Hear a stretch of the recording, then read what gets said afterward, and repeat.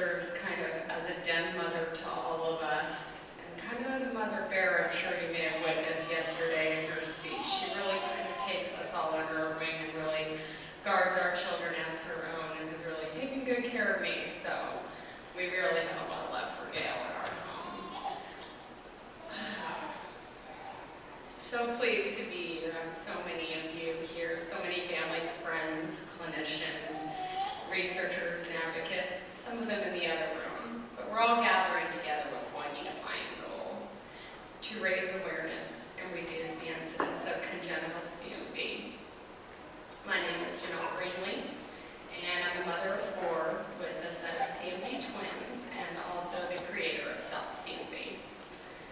My experience with CMV began about 5 years ago, a little over 5 years ago, when I gave birth to my daughters, Riley and Rachel. I've been monitored since about 18 weeks during my pregnancy for complications, and was alerted to severe problems with Rachel about 18 weeks. We decided to continue the pregnancy, and we had a legion of specialists, nurses, onlookers, pretty much anyone on the floor who wanted to witness the train wreck came in, and were involved in the delivery of my daughter on August 9th, 2003. Both girls were immediately pulled into the NICU for examination, and in that first week, we learned that both girls were each affected with CMV, will most likely have varying outcomes due to the degree that they were each affected. And indeed, especially 5 years later, we learned they're very different little girls. Riley was born with calcifications on her brain and also has cerebral palsy. She is spastic quadriplegic, but has found her ability to roll, prop herself up, and tolerates positioning well. When we got her first gait trainer a couple of years ago, we put her in our house, and she bolted right for my purse and straight for the front door without hesitation. So all cylinders are firing on Riley, but we do still have our setbacks. Riley is profoundly deaf to 120 dB bilaterally, but she doesn't have any vision impairment. But the hearing aids don't test very well with her, so that's been a setback. She feeds herself from a bottle or a sippy cup, but has grown to tolerate more table foods. Last summer, I made great progress in potty training Riley, and she could probably stop wearing diapers if I trusted her just a little bit more. She's kind of a firecracker. She is a hit both in her SH classroom and at playgroups, and has many healthy friends her age who love to include her in play. Rachel, however, is my more severely impacted twin. Rachel has profound microcephaly and cerebral palsy as well. She is spastic quadriplegic and had a dual hip resection performed back in November of 2006, 2 weeks before I went on to give birth to her little brother. Rachel's globally delayed and tested about a 3-month level.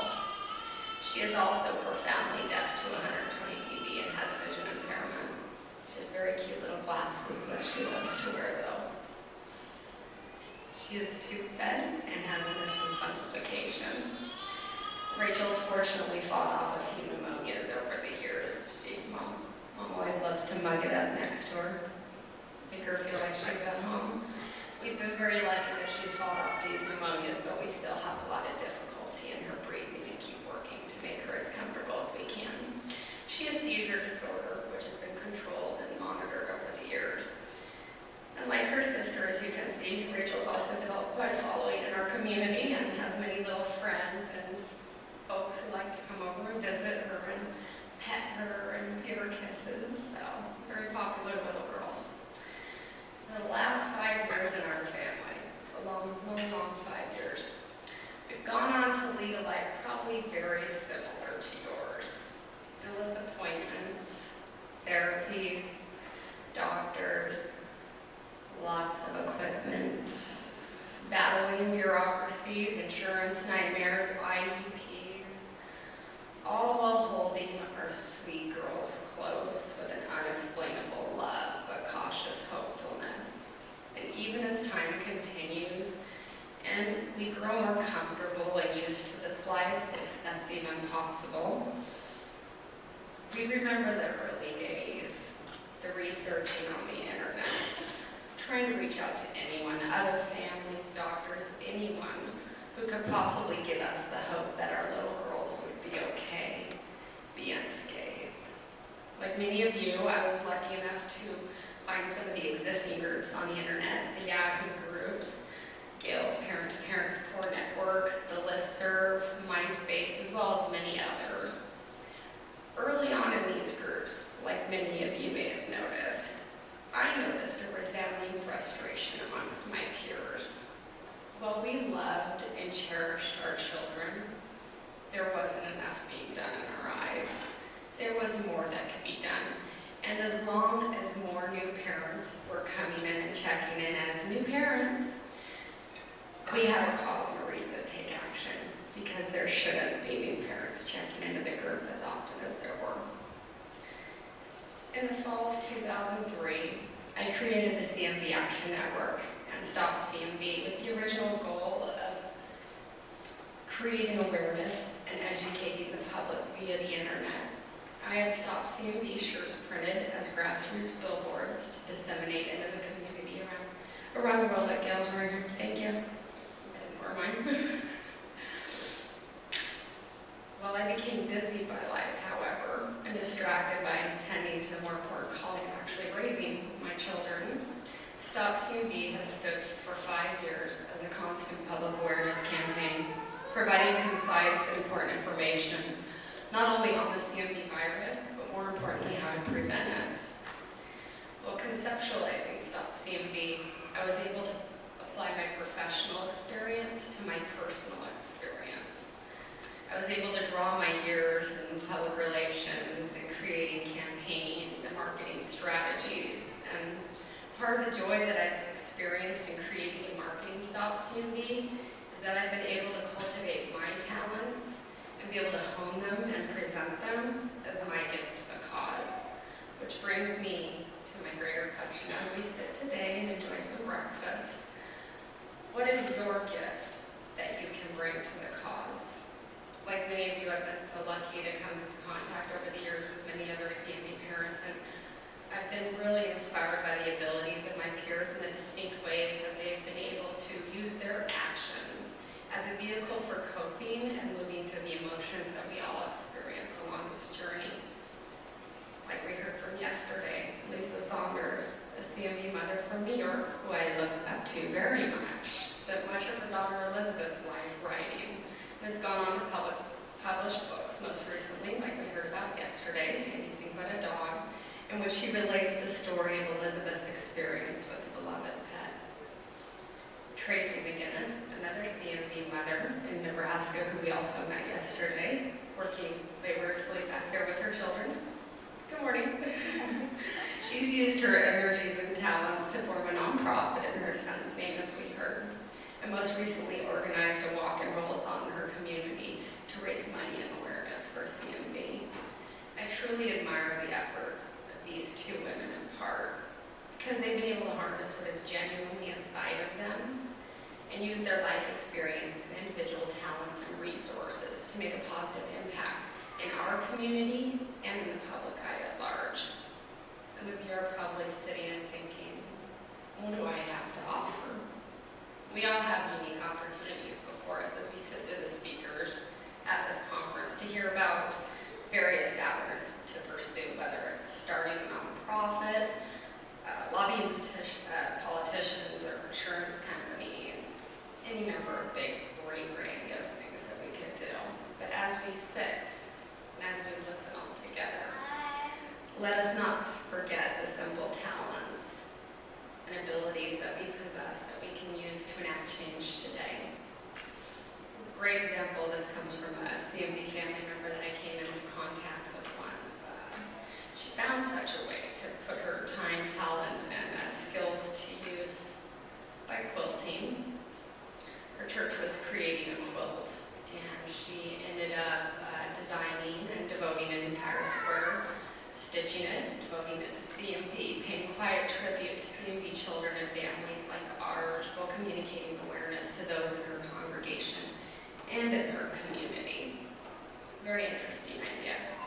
And sometimes even the most unlikely of ideas can transpire into something actionable and productive. I've modeled for the last couple of years. It's my secret shame. And decided a year or so ago to pose for a portrait with my daughter in my Stop CMV shirt. The photo had quite an impact on my website and also websites frequented by my target audience, which kind of planted the seed for me.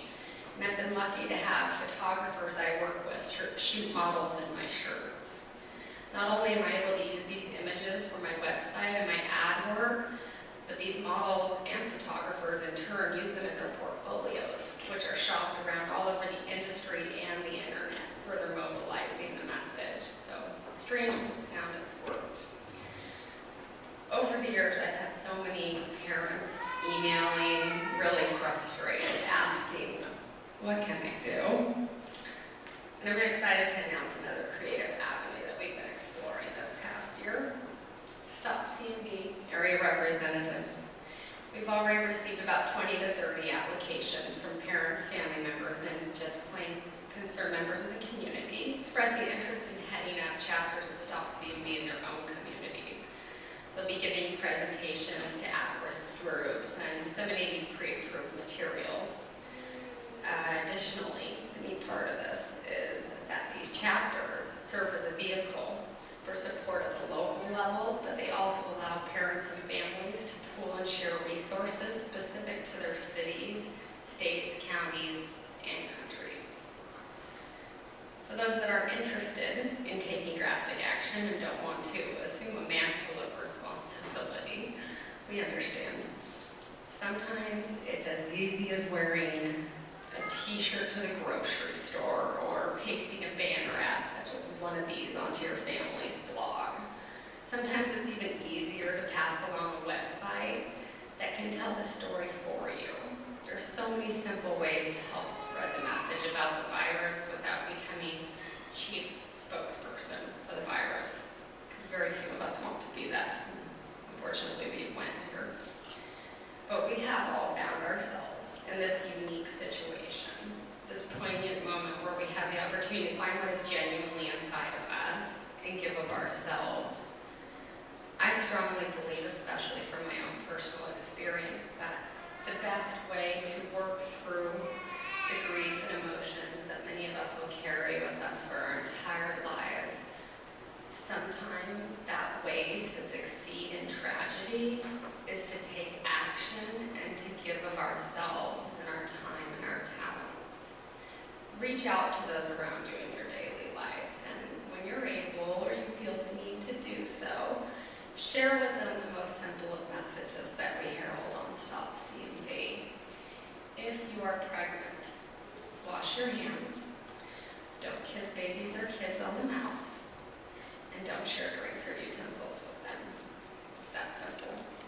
I'm so pleased that I've been able to meet with so many of you here at the conference. I'm so glad that so many of us have made the effort to attend this conference. So many of us have come from far reaches of the country and different countries, so I definitely appreciate that.